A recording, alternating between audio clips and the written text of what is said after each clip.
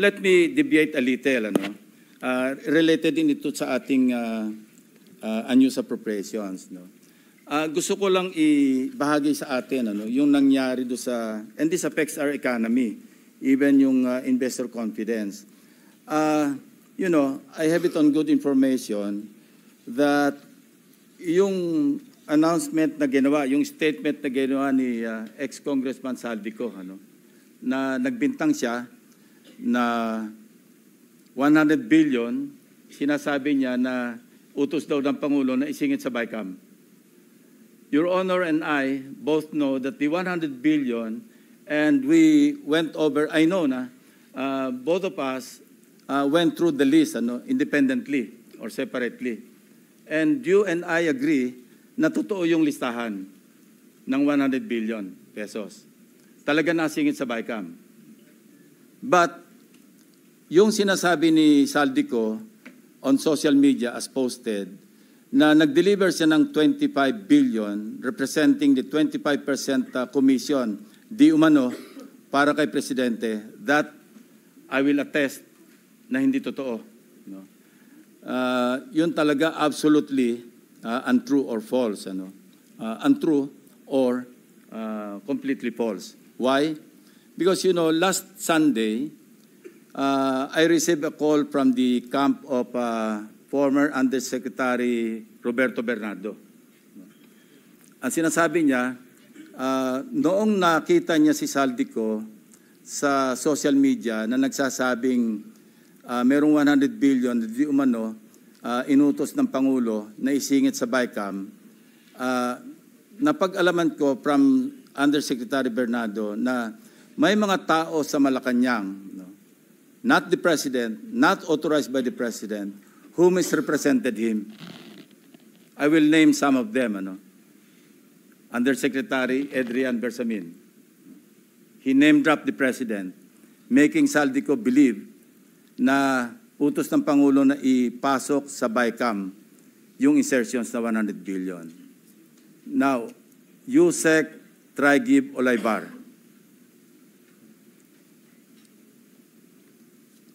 Other personalities. Anyway, regarding the 100 billion, binrake down, kasi nireview niyo yung kanyang notes. This is all related even to the appointment of Secretary Recto to be the Executive Secretary. As he is now the acting, I guess acting kasi hindi naman pwede magbigay ng ad interim appointment because Congress is not in recess, di ba? So, okay. Anyway, ang sabi niya sa akin, hindi po totoo yan, Mr. Senator. Kasi ang breakdown ng 100 billion, 81 billion, yun yung na-assign sa DPWH. Yung 29 billion, other agencies. Hindi niya alam. Out of the 81 billion or out of the 100 billion, yung sa 81 billion, 52 billion, siya ang personal na nag-handle. Ako po nag-handle nun. Nasa notes niya, ito yung kanyang table, binigyan niya ako ng kopya. 51.01, I think almost 52 billion. Anyway, so 52 billion, yun yung personal hinandle niya. And talagang sabi niya, naghatid ako ng pera as kickback. But not to the President, but to Yusek Olaybar. And sabi niya, ang pag-alam niya, kasama si Yusek Adrian Bersamin. 8 billion pesos, Mr. President, in at least 10 deliveries. The modus that yung arrangement nila is, may tigisa silang armored van. May armored van si Yusek Olaybar, may armored van siya, magpapark sa basement ng Diamond Hotel, darating yung van driven by Olaybar, and possibly, sabi niya, hindi siya sigurado, and possibly, along with Adrian Bersamin. Bakante yung armored van, ipapark, idadrive yung isang van na puno ng pera. Ranging from 800 million hanggang 2 billion. Umabot ng 2 billion only because sometime in March, yung kanyang date na sinasabi from, I think, March hanggang April, yung delivery. Very good nga raw siya, sabi ni Yusek Olaybar, kasi nakakapag-deliver. Ang biggest kasi naipon, because March 11, natatandaan niya, inaapuran niya na si Undersecretary Olaybar, nakunin na kasi napupuno na at saka matagal na nakapark. Ang sabi ni Olaybar sa kanya, wag muna kasi magulo ngayon dahil inaaresto si dating Pangulong Duterte. So naipon yung laman ng van, sabi niya, mga 2 billion pesos. That was the single largest or biggest delivery that he made to Olaybar. Kung saan napunta, hindi natin alam. But personally, he knows or he knew that, kasi personally, nagpapalit sila, amounting to 8 billion pesos. 1 billion, he delivered to Secretary Bonoan. So that's 9 billion. Yung 8 billion was representative of 16% of the 81 billion or 82 billion. Ang usapan daw nila initially was 15%, Mr. President. Tumawad pa raw ng 1% si Olaybar, pero suspecha niya, natatawa raw siya dahil para sa sarili na lang ni Olaybar yung additional 1%. Kaya umabot siya ng 16%. 1 billion to Secretary Bonoan. Siya mismo nagbigay. So he was asking for my advice. Ang sabi ko sa kanya, can you put it in your own handwriting? And I'll see to it that it will reach the President. Isipan mo. But I took notes. When he was narrating what he was about to write down, I was taking notes together with my 2 lawyers. He was also with his lawyer. So, and that happened. The President received the handwritten narration. Ang sabi niya nga rito, eto, meron akong notes dito eh. Sabi niya, last quarter ng 2025, most likely during the last days of October or early November 2020, last quarter, USEC Trigib requested for list of projects. Siya nagpe-prepare eh. Of course, along with USEC Cabral, kasi si Undersecretary Cabral naman ang tinatas ni Secretary Bonoan na mag-prepare ng listahan. Ito nga yung awkward, Mr. President, and we want to correct this. Bakit nauna yung funding saka palang maghahanap ng items? Hindi po ba dapat may items nanggaling sa RDC bago po podohan? Complete with program report, complete with planning.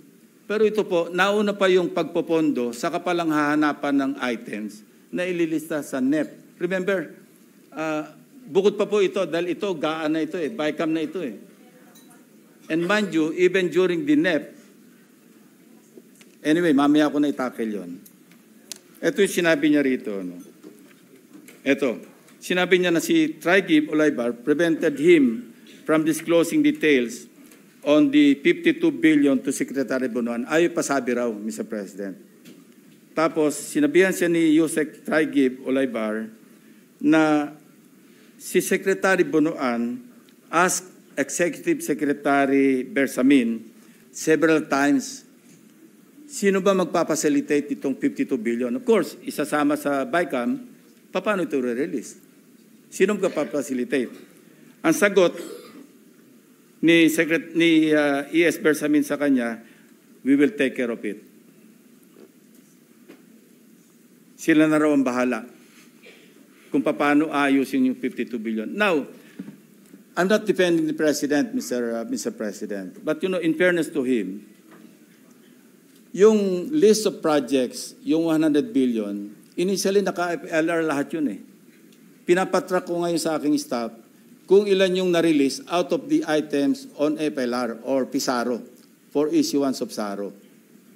Hindi pa namin alam. But initially, kasama sa nabito do sa 194 billion ng ating Pangulo, 1.15 billion pesos worth of projects. Andito yung listahan ng projects. Nilista rin nakita ng mga staff ko ito, pero may listahan din si Bernardo nito. Kung alam ni Pangulo at siya nag-utos na mag-insert ng 100 billion sa GAA, sa BICAM, bakit niya ibibito? Yan din ang observation ni Your Honor, di ba? Sabi niyo rin, because you also examined. While you were examining respecting the 2025 GAA, we were also busy inspecting. No, hindi naman tayo po nag-coordinate, but our findings are practically the same. Di ba? It's the same, Mr. President. The same. Yeah, ito yung tatlong items no, na nabito. Saldico list vetoed items. GAA Volume 1C, page 849. Construction of cruise port and facilities package, Puerto Princesa City. 250 million. 800, page 822. Construction of multipurpose building, Government Center, Barangay Gadani, Tayum, Abra. Page 322, construction of riverbank structure including irrigation system, integration along Polo River at Sitio Lawaan, upstream, right side, Mall Wall, Cebu, package 3, 100 million. Total, 1.15. Kung yung gusto kasi ng iba, paniwalaan natin na sa Pangulo ang nag-utos mag-insert. But it doesn't make sense to me, Mr. President. That's why I'm trying to explain this to our colleagues and to the members of the DBCC family para maliwanagan naman natin, and in the presence of the media, maliwanagan naman natin na hindi kasama ang Pangulo. Kasi, yan, common sense. Siya nag-utos, ibibito niya. Siya nag-utos, i-EFLR niya. Interjection, Your Honor. Yes, sir. Just for clarity, the handwritten note, letter was given to the President yesterday. As I think Monday, Mr. President. Yesterday. And at 2 p.m. And thereafter, he asked there for were resignations. He asked for the resignation. In this case, Mr. President, courtesy resignation is a euphemism for firing. Yeah. All right, thank you. You know, Mr. President, the President is a very kind-hearted person. You know, I would have suggested to the person who brought to the President or delivered to the President the handwritten narration of Mr. Bernardo. I would have suggested na tanggalin niya and then order an investigation. Otherwise, how can you insulate the President kung courtesy resignation? But you know, that's water under the bridge because it did not happen, Mr. President. And I will still strongly suggest that an investigation is in order. Because, you know, you cannot, you know, just fool around and misrepresent the President of the Republic of the Philippines. No matter how kind-hearted he is, let's not take advantage. Yun po yung nakakasama ng loob. Ito pa yung aking notes, di ba? Sinabi niya, narinig niya si Saldico. Ito, I heard Saldico's statement that he delivered 25 billion to President Marcos and Speaker Romualdez, representing the commitment for the 100 billion.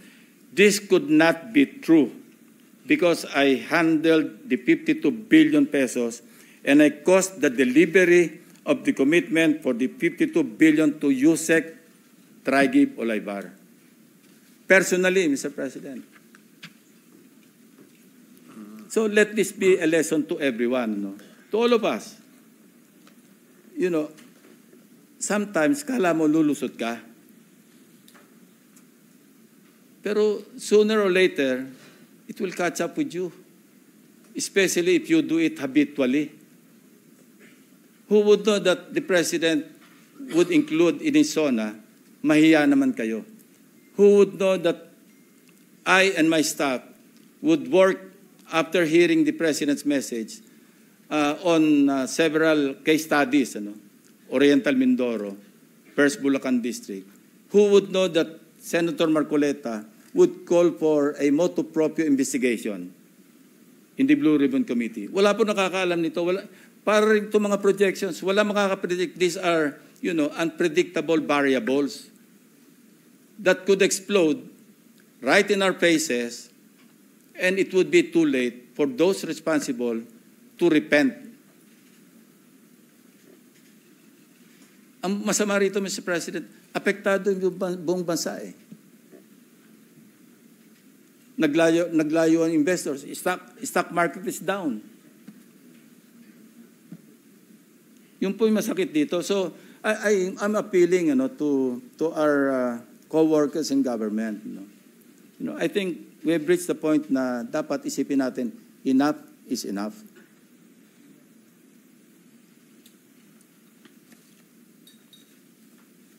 I think I have made myself clear, Mr. President, that there are persons responsible. And ngayon, back to the NEP. I don't want to steer the proverbial hornet's nest. Pero ito pa yung isang practice. Alam nyo, sinabi ko na nga ito na, and I think the distinguished sponsor will agree with me, that the 2025 GAA is the most corrupt. Lagi natin sinasabi ito. And I would like to describe it as a national budget that is corrupt to the core, from start to finish. I have a document that I have also acquired. NEP pa lang, katakot-takot na po yung naka-insert. I've seen in that document, yung ilan lang ang aking babanggitin. Secretary Bonoan, allocable ito, allocable, non-allocable. SMB Batch 1, SMB Batch 2. SMB is Secretary Manuel Bonoan. Batch 2, Batch 3. Ang binanggit lang ni Yusek Bernardo, meron siyang 5 billion a year for 3 years kay Secretary Bonoan. Kaya nagkwenta kami ni Senator Kiko Pangilinan, di ba? Na 15 times 15 kasi 15%. That's 2.25 billion. I discovered in that document, aside from SMB, meron pang SMB Batch 1, I think 18.5 billion. Then there's another SMB Batch 2. Basta ang total, 25.5 billion. He's not even a legislator, Mr. President. And many more. Nakalagay, House Leadership, 143.5 billion. Of course, we also learned from the hearings na sa NEP pa lang, pag napasok, may 10% eh. And that's new to us because hindi natin alam to eh. Nalaman lang natin to sa mga hearings eh. Now, 143.5 billion. Mag-advance ng 10%. Magkano nawala sa Kaban ng Bayan? 14.35%. Write-off. Nagagaling sa mga contractors. So why would the contractors advance that much kung hindi sila siguradong sila yung mangungontrata? It sucks, Mr. President, to think na ito yung nangyayari.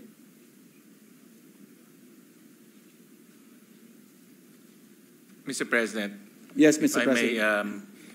this might not be related to the budget, but since na pag-uusapan na rin po itong issue, paano po, and if the permission of Senator Lacson, base ho sa inyong kwento ho, sa inyong salaysay, si Yusek Trigive at si ang PLLO dati, si Adrian Bersamin, nakapag-insert po ng 81 billion in the BICAM. Paano po itong dalawang tao na hindi naman po high level ang kanilang posisyon na kumbinsi ho ang mga mambabatas na mag-insert ng 81 billion pesos po sa BICAM? Perception, Mr. President. Sinong hindi maniniwala kapag Bersamin ang nagsabi na utos ni Presidente na mag-insert kayo? Now, regarding the items, may tulong po yung DPWH. I would assume under Secretary Cabral because siya naman talaga yung nagpe-prepare ng list. Siya yung nagko-consolidate to find out baka merong redundancy, merong mga hindi viable, merong repeat projects. Siya lahat yan eh. So ito yung conspiracy, Secretary Bonoan, as far as DPWH. So yung naiiwan ng, kasi 81, so meron pang tayong ina-account na 29 billion. Iba't ibang agencies na raw yun. Probably other departments, 19. Other agencies. Kung 81. Kahit na ho, 19, kung 81, 19. 19. Yeah, 19 billion. Sorry. Sa pagkaalam ko ho sa mga ganitong proseso, marami mo hong nagbabantay. Andiyan po yung House, andiyan yung Senate, andiyan yung DBM. At 81 billion at BICAM ho, napakalaking... 100 billion, Mr. President. 100 billion. Yung 81, sa DPWH lang Correct. yun. Yung 100 billion at BICAM, napakalaking movement po ang mangyayari. Bakit ho hindi na i-report ho to? Mr. President, that's why I laud your effort na maging transparent hanggang BICAM. Nang gagawin natin ngayon, wala ng alien items na papasok outside of the House version and the Senate version. And that's a very good way forward, moving forward, na talagang hindi lang magiging simple, transparent, hindi na po pwede yung 2 tao na lamang, 3 tao, 4 na tao nag-uusap sa BICAM. Now, you ask me, how could it have happened? Nag-uusap, ilan lang eh. Bakit hindi pwede mangyari? Siningit yung 100.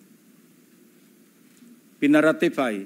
Alam naman po natin, pag nag-ratify tayo, or even the members of the BICAM, sa Senate lang.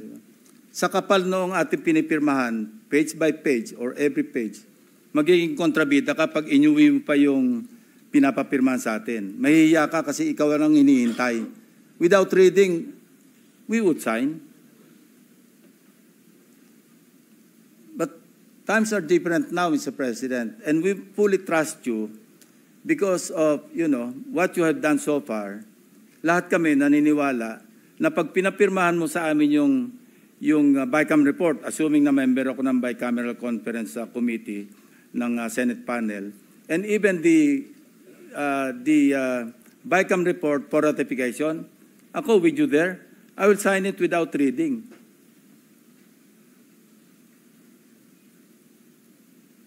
But the point is, Mr. President, first, ang gusto ko lang i-emphasize, i-reiterate, wala pong kinalaman ang Pangulo at wala siyang natanggap na 25 billion at wala ring delivery si Saldico. Imposible, sabi nga ni Bernardo, imposible siya mag-deliver ng 25% kasi ako yung nag-handle, ako nag-deliver ng 8 billion. Saan kukuha ng 25 billion si Saldico? Yung 81 billion, by the way, yung 29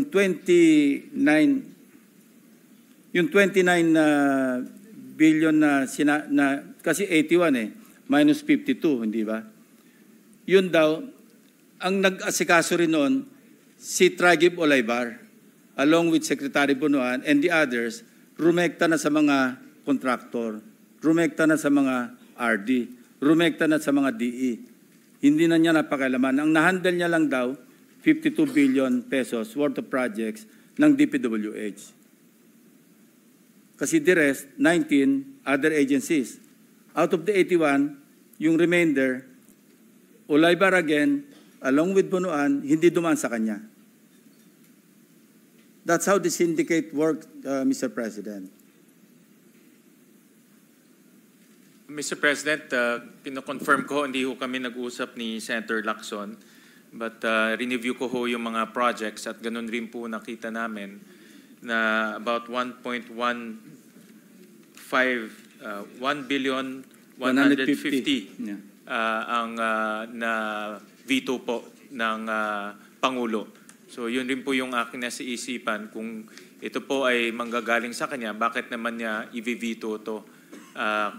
At nakita rin ho namin yung mga, may tinignan din ho yung mga list of contractors ho doon. Kasi in-identify ho yung mga contractors. Marami ho sa contractors ay kasali rin po doon sa mga maanumalyang flood control. Nakita ho namin na nandiyan po sila Alpha and Omega General Contractor, ito po yung Diskaya. Si Wawaw Builders, nandiyan rin po. Si Legacy Construction na pinatawag natin dito, QM Builders. So ang ibig sabihin nitong mga contractors na nakita natin sa flood control, present rin dito sa 81 billion worth of projects. So, well, thank you, Senator Lacson, for your very eagle-eyed analysis on this matter. At yan rin po yung aming pag-iingatan moving forward, lalo na pagdating sa BICAM. At mentioned this many times na hindi na ho tayo papayag doon sa mga alien na projects, meaning projects na wala po sa original proposal at bigyan nilang papasok sa BICAM. I mentioned this many times dahil unang-una hindi ho na pag-usapan yan at pangalawa, masisira po yung buong budget process. And then live stream. The Yes, BICAM, whether big or small, will be live stream. There will be no more small BICAM. It will be live stream, no, this budget. So Irene will no longer cry. And I hope this, you know, Alam What- niyang alam ko. and I hope, Mr. President, what Senator Gatchalian has started can be sustained sana. Not only in the 2026 budget, sana all the way na. Kasi this is a painful lesson para sa atin lahat, Mr. President. You know, it pains me to see familiar names, some of them. The Executive Secretary is a good friend of mine, Mr. President. It pains me to mention his name.